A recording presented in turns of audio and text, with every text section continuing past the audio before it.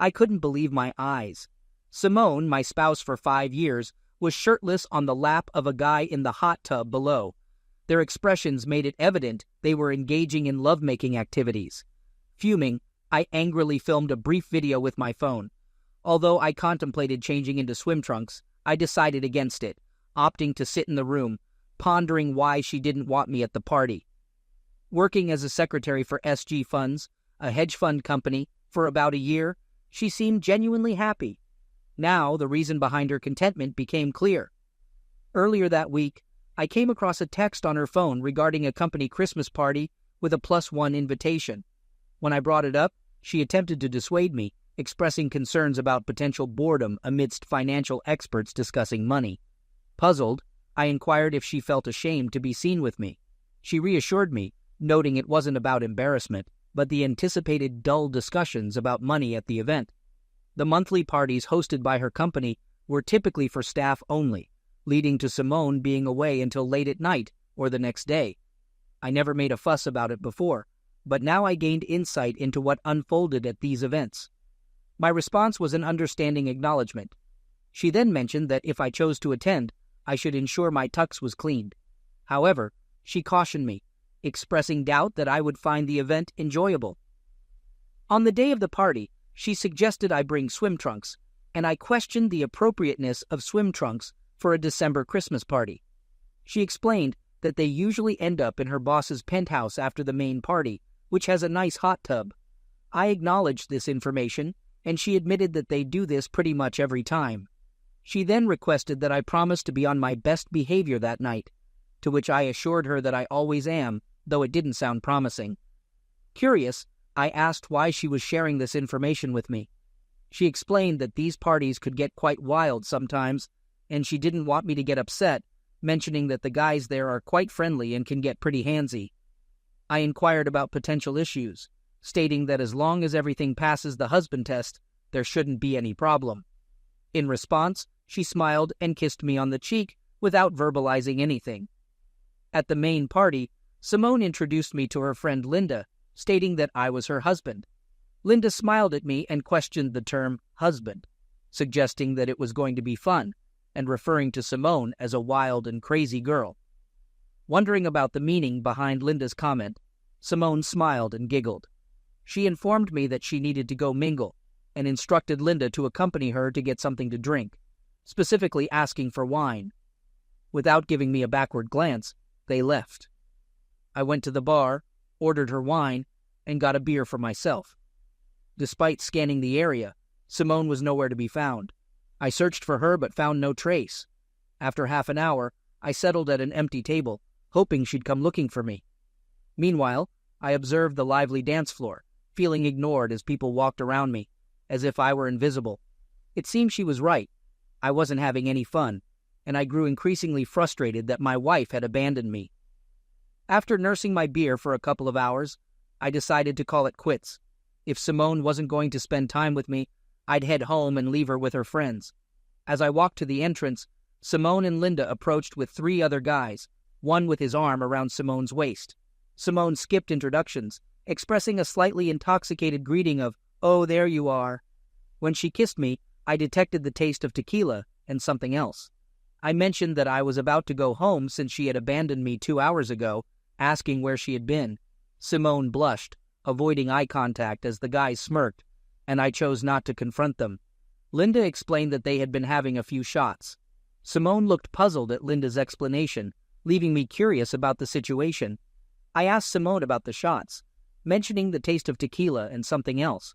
She dismissed it, saying they were heading to Ben's place where the hot tub was warming up, and she asked if I was ready. I replied affirmatively and inquired if I would get to spend some time with her or if she planned to abandon me again that night. She assured me not to be silly and mentioned that I would see her later. She decided to ride with Linda and the guys, suggesting it was okay if I followed. I suggested she ride with me, but one of the guys grabbed Simone's hand and pulled her away, irritating me even more.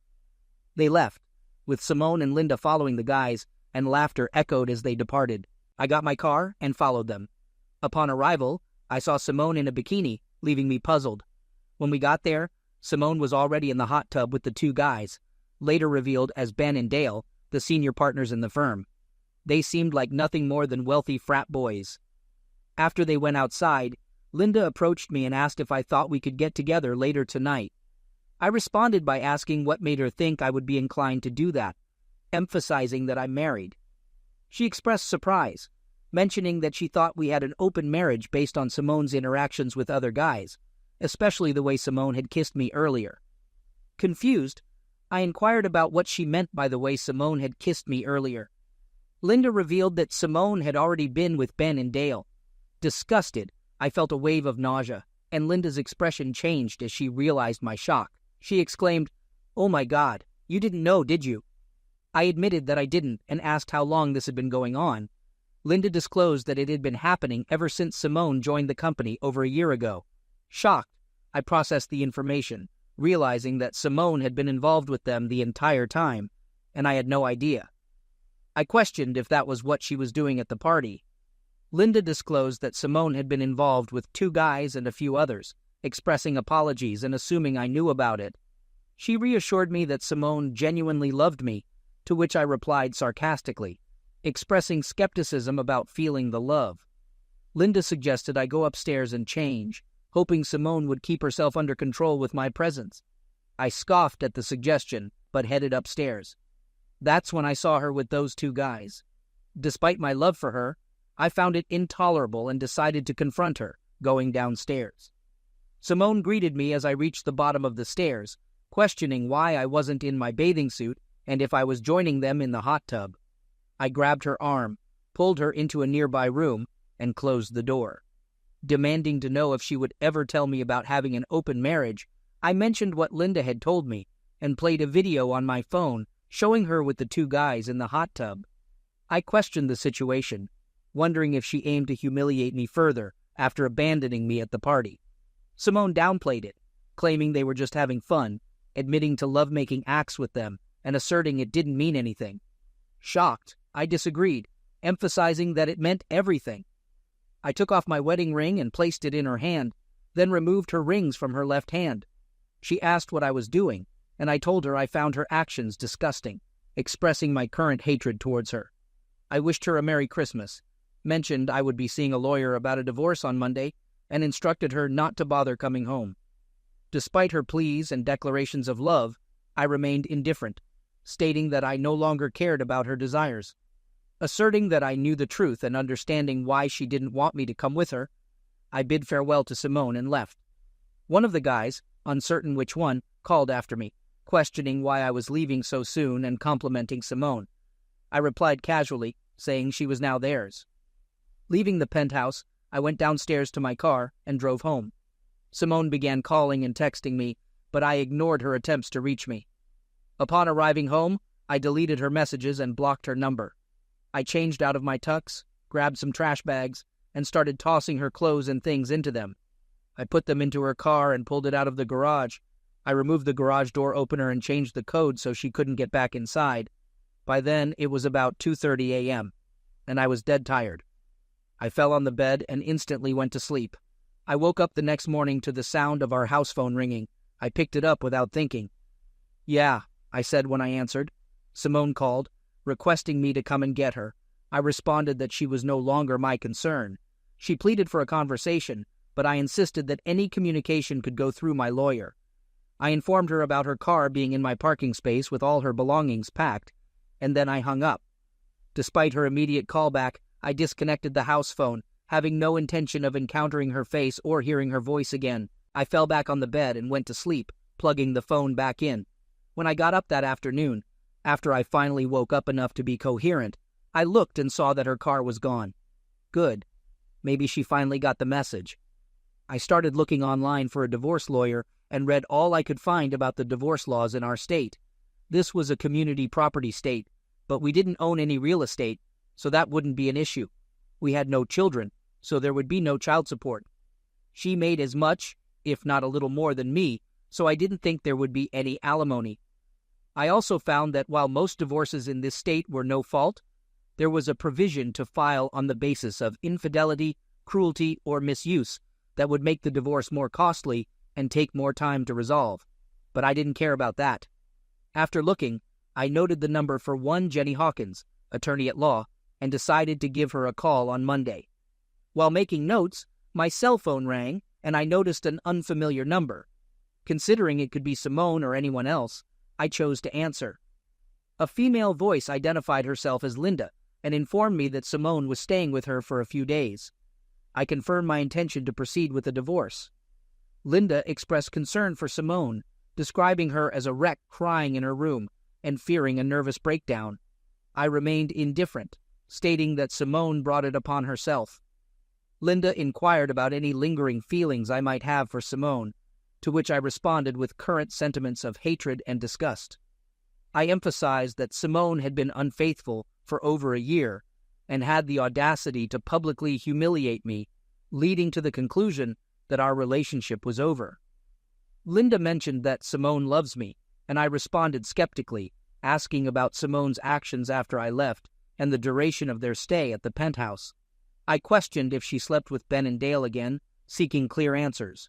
Linda acknowledged that they all got together after my departure to console Simone, suggesting I could have enjoyed the evening if I had stayed. I expressed disbelief, asking where people like her came from, and then ended the call, saying goodbye.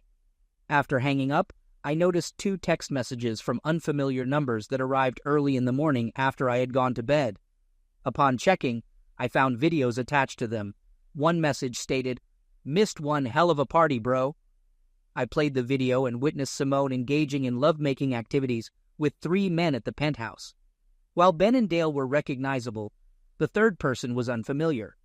The man I didn't recognize looked into the camera and spoke. "That's quite a wife you have there, brah," he said with a grin. "Too bad you weren't here."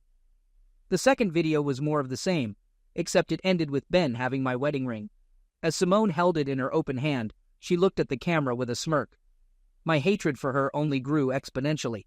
I transferred the videos to my PC and made a copy of them for the lawyer. I thought about sending the videos to all of her friends and her family, but decided against it, at least for now. The info I got from Jenny's website indicated that I needed to be very careful about how I reacted to her actions. Any negative reaction on my part could easily undo my case.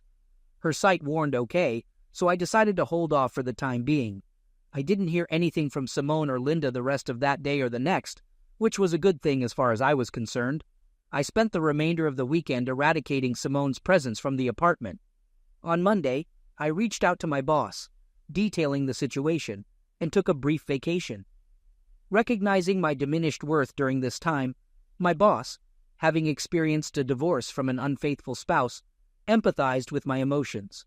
I contacted Jenny's office, scheduling an appointment for that afternoon.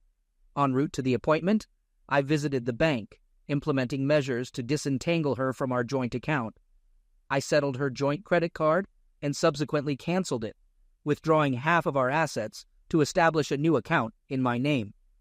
Jenny elucidated the divorce laws in our state and proposed pursuing an alienation of affection lawsuit against her employers. Acknowledging the uncertain outcome, given the evidence I possessed, I entrusted her with the decision. Concerning the delivery of legal papers, I opted for their office, intending for them to experience a degree of the public humiliation they subjected me to over the past year. After our meeting, I paid a retainer and returned home. On the way, I received a call from Linda. "Hello," I answered. She proposed a meeting with Simone that afternoon, to which I declined, following my attorney's advice to maintain distance. She offered Simone's contact information after consulting with someone. After I provided Jenny's contact details, Linda attempted one last time to advocate for Simone. I firmly rejected any possibility of forgiveness, asserting that Simone could anticipate divorce papers soon. I concluded the call and proceeded home, stopping only to purchase a 12-pack of beer and a couple of packs of cigarettes. Having quit smoking when we first got married, I felt the need to engage in something to prevent destructive behavior after arriving home. The house phone rang, and when I answered with a greeting, Ben Carlson, my wife's employer, identified himself. Recognizing his voice from the party and noting a more professional tone, I acknowledged knowing who he was and asked about his intentions. Ben expressed awareness of my upset feelings about the events on Friday and claimed that they thought I was okay with my wife's activities at company gatherings. I questioned if he knew she was married during all this, and he admitted yes, but explained that Simone had told them we had an open marriage, and he assumed I was okay with it. I pointed out that he never bothered to ask me about it and inquired about the videos they sent me on Friday night. Ben stated that the videos were Simone's idea and apologized, expressing regret for the situation. He asked if there was anything he could do to make it up to me, to which I responded by outlining my terms. I mentioned my intention to kick his balls into the middle of next week after he testifies against her in court, and the plan to sue him for alienation of affection. I made it clear that if he wanted to make amends, he should accept my terms without any argument and asked if he had anything else to add. He inquired if I was truly suing them, and I affirmed, emphasizing their violation of their own morals clauses over the past year while destroying my marriage. He dismissed it, claiming it was all in fun, and they never intended to ruin my marriage. I questioned his expectations, expressing disbelief that I would applaud them for their actions. I suggested he might have been influenced by internet stories. He pleaded, proposing that we could work through the situation, and he worried that a lawsuit could ruin them. I dismissed it as not my problem and ended the call. Grabbing a beer, I went to the balcony for a smoke. I didn't hear from them until Wednesday when they were served at Simone's office. Linda expressed disbelief at my actions, stating that I didn't give Simone a chance to explain and highlighting her current humiliation. I remained indifferent, stating that I didn't care about Simone's feelings after what she did, and instructed Linda not to call again, slamming the phone down. A few moments later, I received another call from a number I recognized as coming from Ben's office. I answered, yelling, and he insulted me, threatening to kick my rear. He accused me of ruining his life and vowed to ruin mine in return. I slammed the phone down and called Jenny to tell her about Ben's threat. "Good," she said. "I'll file for a temporary restraining order against Simone as well as her cohorts today. I'll make sure you get a copy of the order. Remember what I said. Don't do anything stupid." "What if he comes after me?" I asked. "Make sure that you have witnesses and don't instigate anything," she said. I understood what she meant. Later that afternoon, there was a knock on the door. True to her word, Jenny had filed the TRO, and a courier had just delivered my copy. I decided to hedge my bets somewhat and purchased a small motion-activated camera to cover my front room.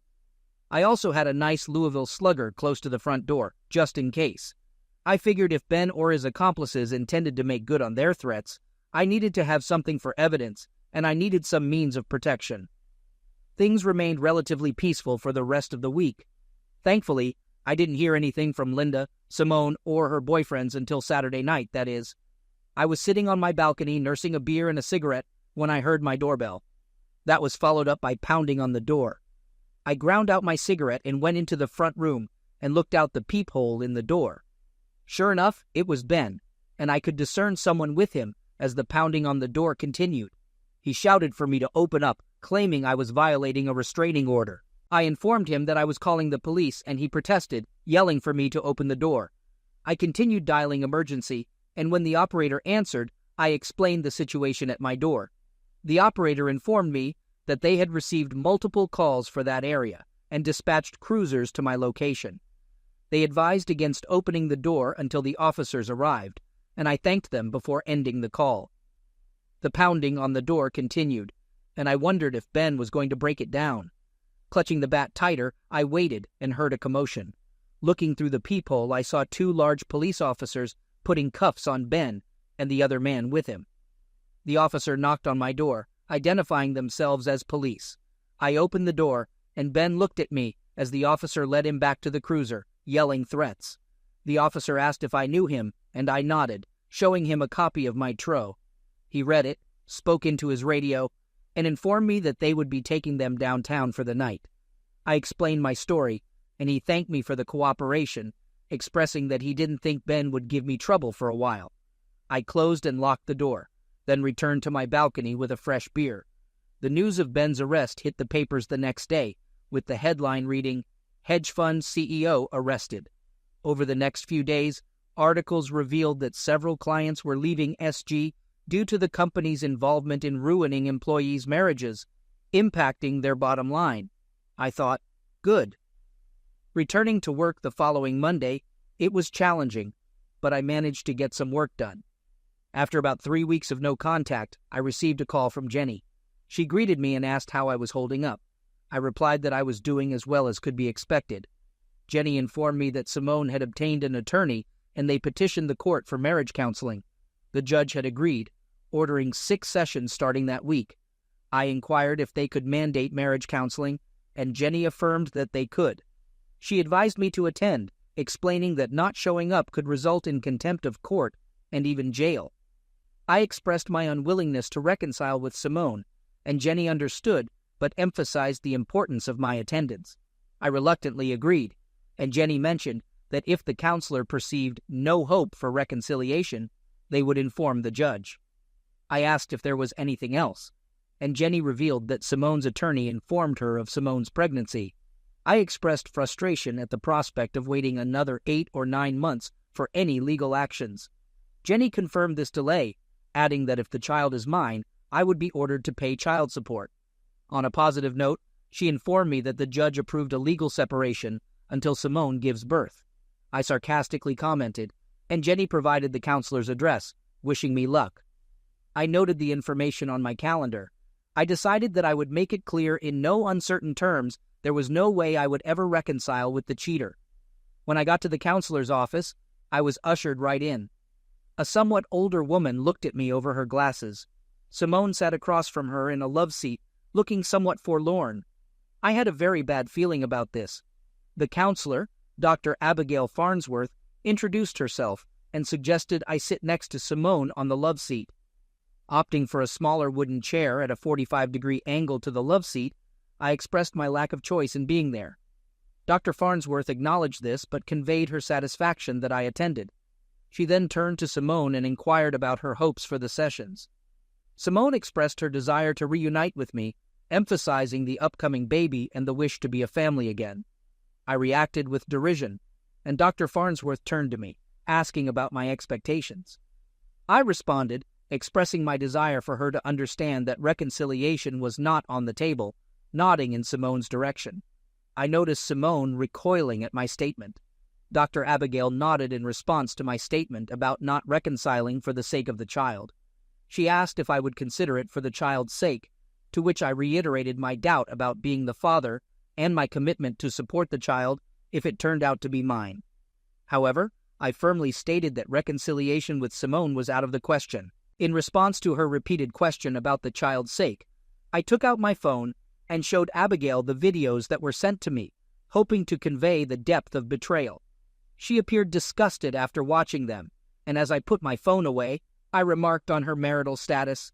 I questioned how she would feel if the roles were reversed, and it was her husband in those videos, emphasizing the continuous betrayal over more than a year, and even in front of her. She insisted that the focus should be on the two of us and the upcoming child. I informed Dr. Abigail that Simone had a child to consider, expressing my doubt about being the father and expressing a desire for answers from Simone. Abigail, after a moment of consideration, nodded and suggested Simone owed me some answers. Simone, looking down and appearing sheepish with a face burning in embarrassment, finally looked up and agreed to provide answers. Abigail then gave me the opportunity to speak, and I turned back to Simone. I inquired if she knew what was going to happen on the night of the party, and she affirmed. I asked if that was the real reason she didn't want me to go, and she admitted it. Reflecting on the terrible experience, I accused them of planning to humiliate me, to which she reluctantly agreed. I further questioned if the intention was to humiliate me even more at Ben's place, and she confirmed it, appearing sheepish. I questioned Simone about the duration of her involvement with the other men at SG, and she admitted it had been ongoing since she joined the company. Puzzled, I asked for the reason behind her actions, to which she casually replied that she enjoyed it, finding it fun, naughty, and exciting, making her feel handsome. When I inquired about the number of men she had been with, excluding me, she nonchalantly mentioned around 4 or 5 dozen. I expressed shock at the revelation, emphasizing the potential risks of venereal diseases. Outraged, I asked if she knew the father of the child she was carrying, and she admitted uncertainty.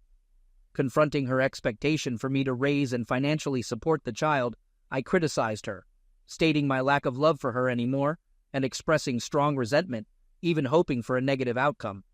Simone and the others appeared shocked by my words, and Simone seemed on the verge of tears, though my anger remained unabated. In my attempt to inflict more emotional pain, Abigail intervened, signaling that I had made my point. I rejected the notion that I was discarding 5 good years of marriage, attributing the breakdown to Simone's infidelity. I contested the characterization of our marriage as 5 good years, emphasizing that the last year wasn't genuine, especially after Simone's admission of involvement with 48 to 60 men and uncertainty about the paternity of her child. Abigail concluded the session, stating her intention to conduct individual sessions with each of us before determining the next steps. We scheduled our appointments for the next week and left. Simone called out to me in the parking lot, but I ignored her and went to my car. Observing Simone sobbing over her steering wheel as I drove away, I harbored a sense of satisfaction, thinking it was fitting for her to experience some emotional pain. Later that night, I received an enraged call from Linda, blaming me for Simone's condition. She conveyed that Simone was in the hospital due to a mishap, and she accused me of mistreating her. I defended myself, asserting that I merely spoke the truth, contrasting it with Simone's actions over the past year. Linda questioned my apparent lack of concern for Simone being in the hospital, to which I responded indifferently. She criticized me as a loser and emphasized that I should at least provide insurance information, as Simone was still legally my wife, and I would be responsible for the bills. After a moment of reflection, I decided to visit Simone in the hospital, acknowledging the information Jenny had shared earlier. Linda provided me with the room details, and upon arrival, I approached the nurse, providing my insurance information and briefly discussing Simone's condition with the doctor. I inquired about the cause of the mishap, to which the doctor explained the complexities of pregnancies, leaving the specific cause uncertain. Curious about the duration of the pregnancy, I learned that Simone was approximately 9 or 10 weeks along, leaving a possibility that the child could have been mine. Nevertheless, I considered it inconsequential, as the mishap signaled the opportunity to proceed with the divorce. After inquiring about Simone's well-being from the doctor, who assured me she would be fine, I entered her room. She appeared distressed in the bed, tears in her eyes. Linda, positioned at the end of the bed, expressed her displeasure, to which I responded with a growl, causing her to retreat from the room. Facing Simone, I acknowledged the finality of our relationship. She questioned whether I truly hated her as much as I had claimed earlier, and I admitted that, at that moment, the intensity had lessened. However, I emphasized that reconciliation was out of the question, given the breach of trust she had demonstrated. Expressing my frustration, I conveyed how each trip she made to the store left me wondering if she was involved with the checkout clerks. I questioned the sudden turn of disrespect, emphasizing that I had treated her exceptionally well throughout our years together. She denied any wrongdoing on my part and acknowledged my role as a devoted husband and lover. However, I countered, stating that if that were the case, she would have resisted the advances of others.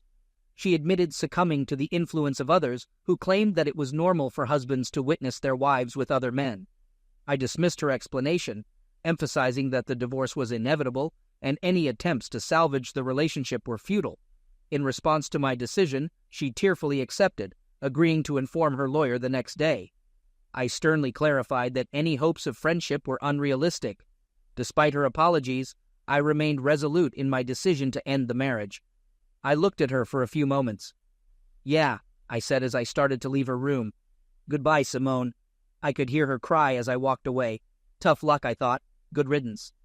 A few days later, I received a call from Jenny. True to her promise, Simone abandoned all objections to the divorce. Abigail wrote a report stating that reconciliation was impossible. She suggested I undergo anger management. However, the judge concurred and made a similar recommendation. Although she stopped short of making it a court order, Jenny managed to secure settlements from SG funds as well as Ben and Dale. About a month later, she handed me the largest check I had ever seen in my life. "That's minus my fee, of course," she said. "Certainly," I replied.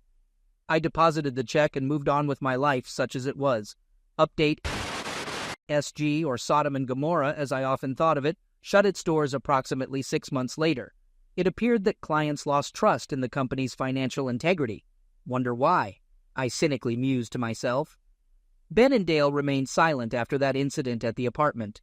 Both served a 30-day stint in the county jail for their stunt and seemed keen on avoiding a repeat. With their reputations tarnished in the community, they sought a fresh start on the West Coast.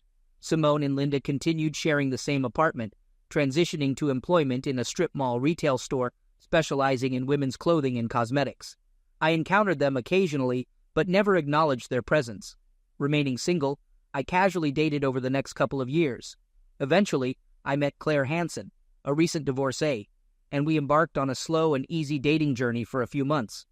Like me, she had experienced the pain of infidelity in her previous marriage. Understanding her hurt, I provided all the support I could. In the initial weeks, our activities revolved around conversations or outings for dinner and a movie. Recognizing her vulnerability, I took the time to engage in comforting activities such as holding hands and enjoying leisurely strolls through the park. Despite finding her attractive, I opted to let her take the lead. After a delightful dinner at her condo, she observed me with a curious intensity, questioning whether I found her appealing. Responding with a smile, I assured her of my attraction, stating that it extended beyond physical aspects. Curious about my lack of initiative, she playfully inquired if I liked girls. My response conveyed a positive outlook on the situation.